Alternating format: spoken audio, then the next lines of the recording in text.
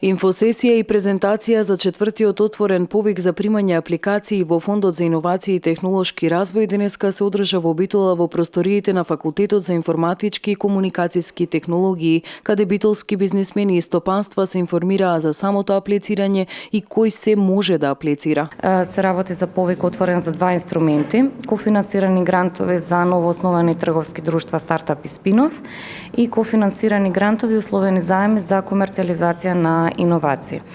Во рамките на овие инструменти, повикот е отворен до 3 мај, заклучно 3 мај. Очекуваме апликации да дојдат и од овој регион, од компаниите заинтересирани за иновацијска дејност.